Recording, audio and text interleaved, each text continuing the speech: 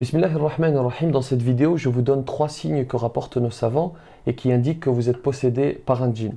Ces signes doivent se cumuler pour constituer un faisceau d'indices pertinent. 3 précisions avant de poursuivre. Si vous n'êtes pas croyant et que vous visionnez cette vidéo, sachez que nous, musulmans, croyons dur comme fer que les djinns existent bel et bien. Cela est inscrit dans nos textes sacrés, le Coran et la sunna du prophète, que la paix soit sur lui. Vous pouvez ne pas y croire, c'est votre choix. Il vous est simplement demandé de respecter notre croyance. Parce que lorsque l'on en voit certains se moquer de croyances profondes, on peut affirmer qu'ils n'ont pas saisi la définition du terme respect. Ensuite, nos savants sont unanimes, et je dis bien unanimes, j'insiste, ils sont unanimes pour dire que le djinn peut posséder le corps. Alors il y a bien 2 ou 3 contemporains qui remettent en cause cela, mais cela n'entame en rien l'unanimité, il suffit de revenir aux définitions scientifiques pour le comprendre. J'ai d'ores et déjà expliqué cela dans la vidéo qui apparaît. Troisième précision avant de vous donner les 3 signes, lorsque je suis malade, je demande avant tout à Allah subhanahu wa ta'ala de me guérir, parce que celui qui guérit, c'est Allah subhanahu wa ta'ala. Ensuite, je demande l'aide d'un médecin, d'un psychologue, d'un spécialiste qui pourra me soigner. Je dis bien me soigner et non me guérir, parce que celui qui guérit, encore une fois, c'est Allah subhanahu wa ta'ala. Enfin, si je ne peux pas la faire moi-même, je demande à quelqu'un de fiable de me faire ce que l'on appelle la ruqya. Je vais développer sur ce point dans un instant, Inch'Allah. Les 3 signes, les voici. Le premier, c'est le fait de ne pas apprécier l'écoute du Coran. Celui qui est atteint va difficilement supporter la récitation de la parole d'Allah subhanahu wa ta'ala. Il va tout faire pour changer de pièce si vous mettez du Coran. Pourquoi? Parce que la réaction naturelle du musulman lorsqu'il écoute le Coran, ce doit être l'apaisement, la satisfaction, c'est tout à fait naturel. Et donc si le croyant éprouve de la gêne en entendant le Coran, c'est qu'il y a un problème. Deuxième signe, c'est le fait de toujours être solitaire, de toujours vouloir être solitaire, ne pas aimer se mélanger aux autres, toujours préférer se retirer et avoir des comportements très étranges, ne pas vouloir aller à la mosquée, ne pas répondre aux invitations, ce genre de choses.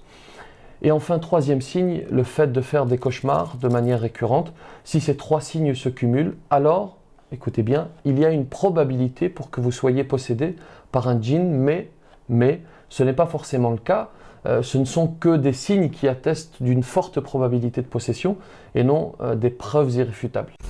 Alors quel est le remède? D'abord, qu'Allah subhanahu wa ta'ala vous préserve des charlatans. Malheureusement, il pullule dans ce domaine des packs d'eau cristalline achetés à 1 euro, vendus 500, des consultations entre guillemets hors de prix, parfois même des gens qui se présentent comme étant des imams, alors qu'ils ne sont rien d'autre que des musha'widhoun, c'est-à-dire des gens qui travaillent avec le côté obscur, disons. Le remède, c'est ce qui est inscrit dans le Coran et dans la Sunna, c'est ce qui est légiféré. La ruqya, c'est une pratique bel et bien légiférée, mais elle doit remplir 3 conditions. La première, c'est que les paroles doivent être extraites du Coran et de la Sunna. Ça, c'est la première chose. La deuxième, il faut être convaincu que la ruqya n'est qu'un moyen et que celui qui guérit réellement, véritablement, c'est Allah subhanahu wa ta'ala. Troisième condition, faire cette ruqya en langue arabe, si possible, ou avec une langue dont on comprend clairement le sens. Le mieux, le top, comme on dit, c'est que vous la fassiez vous-même pour vous-même, si possible. Sinon, vous pouvez demander à un musulman de confiance, quelqu'un de fiable, de vous la faire.